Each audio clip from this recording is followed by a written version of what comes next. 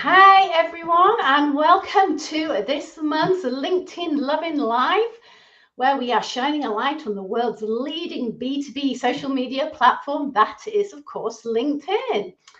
And I'm delighted today to be joined by Sandra Phillipson. She's a chartered marketeer and she's a marketing and business strategist, and she's here to help us kickstart our marketing for 2026. And of course, no surprises, that's going to include ensuring our marketing is AI ready as well, which is why I'm even more excited that Sandra's joining us, because she's going to give us some practical steps we can use to help us stay ahead of the curve in 2026, which I think is going to be super important. It's going to be an interesting year. So hello, Sandra, and welcome. Thank you for joining me. Hi, Judy. Thank you. And yeah, delighted to be here and having a chat about this very meaty topic and very topical topic, should we say? Not sure the word. Meaty and topical, absolutely, meaty and topical. So, so for everybody who's new to these LinkedIn Lovins, just before we start, if you're wondering what the heck they are short, I can't even say that. Goodness me, put my teeth back in. They are short, bite-sized LinkedIn learnings over lunch. And each month I'm joined by a guest expert to share their expertise on subjects to help us support our marketing and our LinkedIn activity and results. So I do like to make these LinkedIn Lovins as live and as interactive as possible. So if you do have any questions, please put them in the event page in the comments box, and Sandra will be able to answer those for us. But I do have a little icebreaker question for everybody just before we crack on, and that is, do you think your marketing is AI ready? Now, I know from one at the moment that I would say no, it's not. I'm working on it slowly but surely, baby steps. But, is it something maybe you're thinking about doing for 2026? And if so, you're in the right place. So enough from me. Let's get started.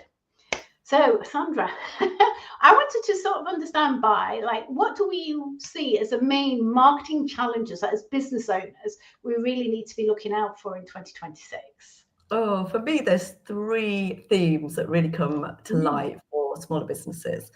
The first one, in terms of being seen and heard, is just what we're calling the attention deficit era. Is that we're all highly distracted, whether that's in our business lives, personal lives. We are overwhelmed with reels, notifications, everything. I feel exhausted even talking about it. We check our phones 228 times a day, and we check them for 10 seconds on average, which is just bonkers. Wow. And I know it just makes things really hard. I know personally how many times I picked my phone up just to check something, and 20 minutes later, I don't even know why I picked it up. So that is the first component. The second one is the AI overview and clickless marketing. That is really shifting how customers find us. And I think people really need to be leaning into this. And it's quite difficult because we all thought it was about SEO, and we're also focused on SEO, and that's working right now. And then somebody throws in AI, and then we're like, oh my God, I need to rethink that. And so that is just a massive challenge, especially for a small business. It's so rude as well, isn't it? So rude doing that. And we're all getting SEO organised, and now we have to be AI organised. Absolutely. It's exhausting. We're all overwhelmed. We've then got a new thing to think about. It's absolutely exhausting. And then the third bit, which is kind of intertwined in all this, is the complexity of the sales journey. And I don't know, I'm sure people are familiar with the Daniel Priestley thinking about 7, 11, and 4, about 7 hours, 11 different posts and 4 different platforms that people. And that was devised in 2015, and people are now saying that potentially is double that. So there's all these things that are really making it hard for us to stand out within our spaces, within our businesses, even in our personal lives. It's got to get the attention of people on WhatsApp or whatever we're doing. It is something that is a real challenge. Yes, and it's interesting, isn't it, in terms of LinkedIn, because people are obviously saying that, and I've seen it myself, reach are down, impressions are down, our visibility does feel like it's diminishing a little bit on LinkedIn as well. So it's how do we stand out above that noise and get seen. But it's about being seen by the right people as well, isn't it? So how do we cut through that noise and their attention spans? Yeah, absolutely. Just linking back to that. And I think the LinkedIn thing is so interesting. Like, we all want to be popular and we all want lots of likes on our posts, but sometimes, you've got to have the right likes. Yes. Are you doing a LinkedIn business? Unless you're maybe yourself, Judy. That's not the case. We're a business using LinkedIn to get traction with customers, and that's a real clear differentiation. And we should step back from, I've got 100 likes on this, that's a real dopamine hit. Well, they're irrelevant if you get no business from that. So 100%. And I love that you said that as well, Sandra, because I think for me that's the downside of social media, that thing that you need, that dopamine hit, because everybody loves you. And that for me is why I don't do social media. I don't like social media, and I don't see LinkedIn as social media. And it's like trying to put that to one side and ignoring it and doing what I want to use LinkedIn for myself, and not what social media or LinkedIn says. Yeah, absolutely. So I think we were answering how do we cut through the noise? How do we cut through the noise? Sorry. So there's a lot obviously going on, and so when you have this situation strategically, you'd need to be thinking about being more intentional. Just stop posting for the sake of it. You need to be more innovative with your posting. And there's two key themes that really come out of that, and that is content and authority. So really thinking about what we are posting and the authority, i.e. how credible are we and what's our point of view. So they're the two big things in terms of, what we really need to be thinking about as a smaller business and what that really means. It's really interesting you should say that, actually, because whenever I say I do LinkedIn, a lot of people will go, well, I need to post more. And my thoughts in my head is, well, do you really need to post more? Because for me, there's other elements like the profile and who you're connected with and things like that. And also, we've now got this new LinkedIn algorithm called 360 Brew, which also is looking at what we say on our profile and whether what we post matches what we say on our profile. So when it comes to content, I'm just trying to articulate, when it comes to content, it's not thinking of LinkedIn as a social media platform, but like you said, more strategic. So what does that actually mean? How do we get strategic on our content? So I think there's two ways to think about it in a way. So basically, we're in a situation where we've got all this noise and there's a lot going on, and we are just needing to distill that back to almost marketing basics, if you like, is that why are we posting? How are we posting? So the why is what our strategy is. How does our brand, our personal brand, ally that, and what we are posting. So when we start to think about that, for me, that is about being consistent. That's about using different formats for your posting, because if people are really distracted, a short video is proven that actually that will engage people and capture people quicker. And the consistency is just so key. And then I think we start to talk about authority. So, and this is really relevant because LinkedIn is just a piece of our wider marketing jigsaw. Yes. That's how we really need to be thinking about LinkedIn. And that actually it's just another marketing tool. And actually in our wider picture, where does our LinkedIn strategy fit with our wider marketing strategy?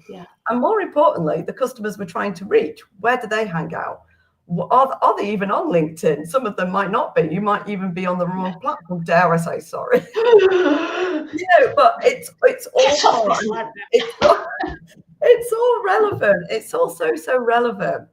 And especially when we come to the AI search, because AI search is looking at your website, it's looking at your content on LinkedIn, on Instagram, or wider, but it's also having a look at how credible you are and how different you are. And so in terms of your content, having a clear point of view, being consistent about that point of view, and engaging people with different types of content is probably what I would say. I love that. I think those are really, really good tips, and it's getting my mind going, because it's like, why are we posting? It's not posting for the sake of posting. It's been very kind of, I say strategic, because that's what you're kind of saying, isn't it? But it's it's being really clear and having those points of view that align on your profile to what you're saying on LinkedIn in your posts as well. I'm just going to ask, if anybody's got a question for Sandra, do please pop it in the comments. It'd be lovely to get any questions there that's come through. So, right, okay, so the other thing I'd like to, you mentioned, so we've got content, so some fantastic sort of ideas there that we need to be thinking about. You mentioned about keeping the content short. So you mentioned videos, brilliant, absolutely, mixing the content up. But in terms of with the AI, in terms of what should we be talking about, I think you mentioned once to me about customer problems and, you know, creating content pillars and things like that. Yeah. So the thing to be thinking about in terms of AI is that how people are searching it has totally fundamentally changed. And so we are now seeing the AI overview, which I'm sure everyone's familiar with, but the evidence is just, it's lightning speed, the change here. Yeah. And so that's the first thing to think about. So 60% of all Google search is now clickless, which means that people find the answers for what they're looking for without even clicking through to your website, which has a total impact on us tracking website traffic, attributing that to whatever we've done there. And so that then becomes really, really tricky. So we've got this problem. And also in terms of just then also using ChatGPT, I saw this amazing stat which showed how many people are using ChatGPT now. And it's gone from 400 million users, weekly users, to 800 million users. And that's from February 25 this year to November, to date. So basically, since February this year, it has doubled. And so that's why we really need to be thinking about it. And what AI does is the crawlers come out and people put in specific questions. So they put specific questions into the AI search, and AI looks for the most exact match to those questions, but also sources that they deem as reliable and credible. And so that's why it becomes really important to build content that very clearly answers the questions for customers, but clearly answers it also for AI. So it's a mixture of the two, and it is a fine balance in terms of looking at your website and looking what content you have on that website and making sure that is consistent with what's going on LinkedIn. And it's just looking at it in a really holistic way to go, actually, a customer who's looking for a business coach specific for women who are in midlife and what's their challenges, it hones in on that. It will hone in on that. And so therefore, make sure our content is clear about what we offer, and the way, and it's marketing point of view, is that what is your uniqueness? What is the thing that is different about what you do? And thinking about your content. So we all answer a problem for a customer, because if not, we wouldn't have a business. Yeah. So what are the customer problems that we answer? Is it clear about how we answer them? Is it clear about how we answer them differently from our competitors even? And by getting really good at your content and being really articulate about it, that will drive you to be in the AI search. It's not quite as simple as that, but basic changes can really, really help to make sure that you are at the front of the queue, if you like, in terms of getting picked up by the AI crawlers, and you're in that AI overview, which is really now starting to be the dream ticket. Wow. Yeah, that's amazing, Sandra. That's a brilliant overview. And I feel like it's almost scary as well, because I'm thinking it can be a bit overwhelming as a business owner. Like, we need to really have that helicopter view and get really clear, I'm assuming, on our brand and who our customers are and what we stand for, and as you say, what our USP is, and being able to articulate that over and above anyone else. So that is really interesting. I think it's interesting actually just to mention here about the because you do a mini AI audit, which you did for me, which is really fascinating. It's a great place to start, I think, because it's like understanding what's missing, where are you, and especially now as it's coming to that time of year where we're winding down and thinking about maybe marketing for next year. So when you're doing those mini AI audits, what is it that are you looking for exactly what you've just said to us that on a mixture of stuff. So, I've been doing senior marketing stuff for over 25 years. So I've kind of got my marketing hat on, but also the up-to-date AI knowledge of really what's going on in that space. And just having, so what I do is I'll have a look at individual websites and review the content in terms of just looking at the level of authority on there, the level of the content. And basically, as you know, I have a look through and then I just provide 6 very practical tips of how you can then evolve your website, which isn't particularly time consuming or expensive because we've already got the websites. And the reason why I'm focused on websites is thinking about this again strategically is that it is still the biggest shop window you have for your business. So you have your main shop window really is your website, and LinkedIn links into that.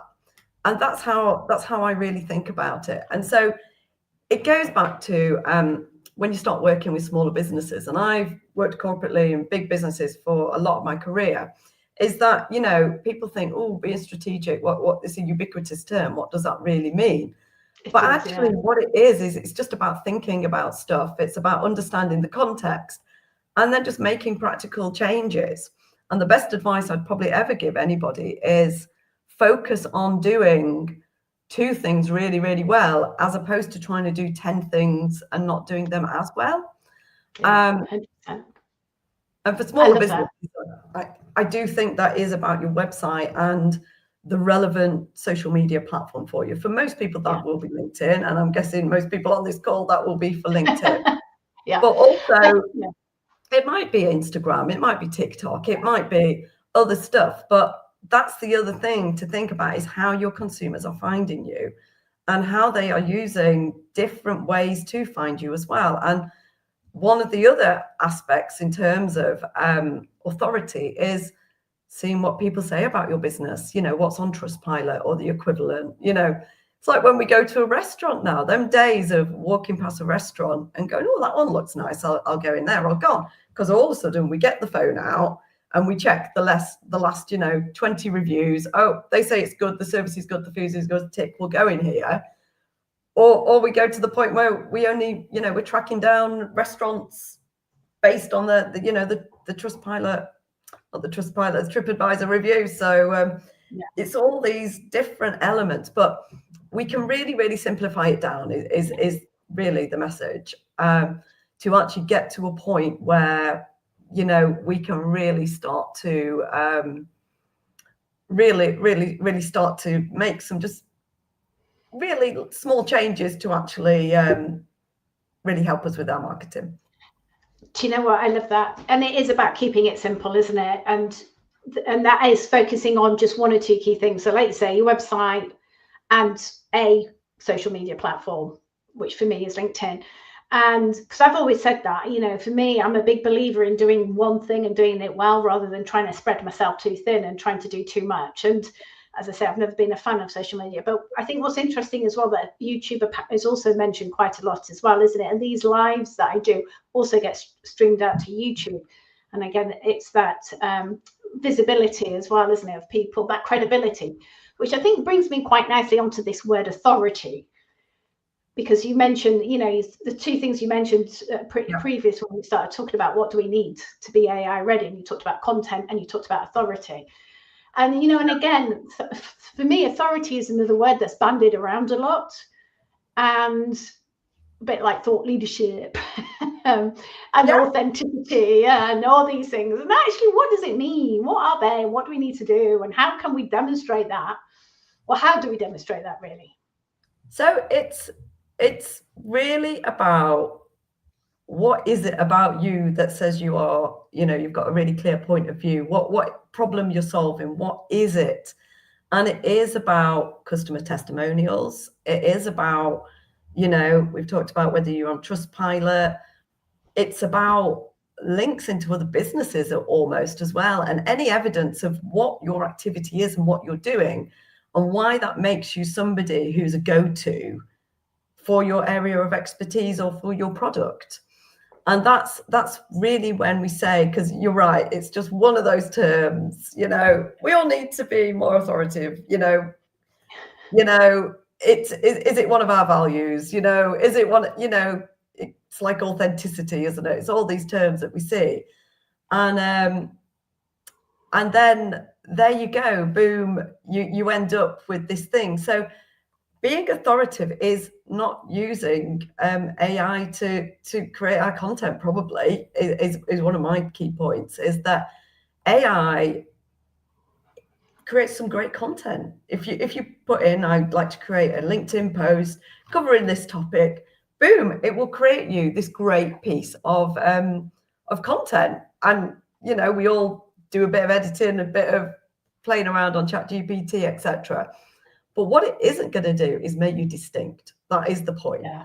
And so actually, for me, if you're just fueling your feed with, you know, ChatGPT driven AI content, or you've even got a bot to answer comments in LinkedIn using AI, that really isn't about driving authority. That is actually just ticking a box. And so what's really important is having your own point of view and also making sure that you're clear and consistent about it and keep showing up with them same clear, consistent messages, because that will build your authority.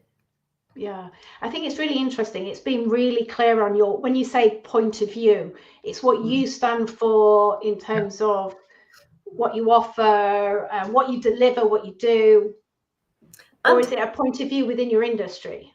It can be both, but, you know, also what really comes into play, and, you know, it's one of my key areas, is about your brand as well, about making sure that you're really clear about your brand and you're showing up consistently. And that's personal brand as well. You know, we're not just talking about big brands. We're talking about, you know, this is me, this is my reputation, this is what I stand for, and not kind of distilling that or muddying it, just, you know, staying firm. And if you look at people who, you look at Amelia Sordell and some of the big LinkedIn personal brand people, they are very, very consistent. Whilst I'm not saying become Amelia Sordell, because she's she is a personal brand LinkedIn business. That is her business.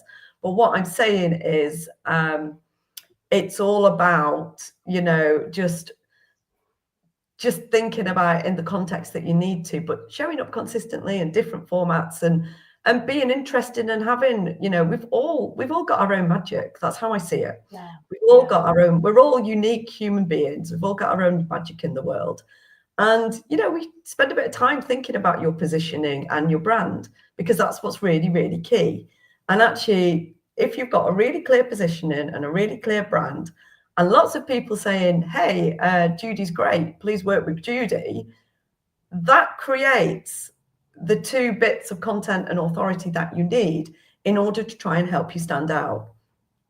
And you're not trying to tread on anybody's toes. You're not trying to compete, you know, exactly, neck to neck with somebody else. You're actually going, this is me and this is what I do. And then that means that the right customers will also align to you, the people you want to work with. And it goes into, you know, thinking about your business and just totally, you know, about your brand and what you stand for and the customer problems that you solve. Love that. Yeah, that is really clear. I love that. Sandra is like, oh, that's what we need to do. We just had a couple of questions come up, which I'd just like to go through. So, Kate, which is one. This is, I'm going to put this one of Kate's up first, because this is my question as well. Because so Kate has been focusing on asking clients for Google reviews, and this. So should we now also be asking for a mixture of Google reviews and Trustpilot, or? Now, I'm just focusing on Google reviews because all my recommendations are on LinkedIn. So I'm like, I can't ask, can you do this? And can you do this? Can you put it here? Can you put it here?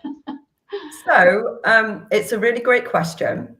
In an ideal world, we'd have 3 different sources of validation of our business.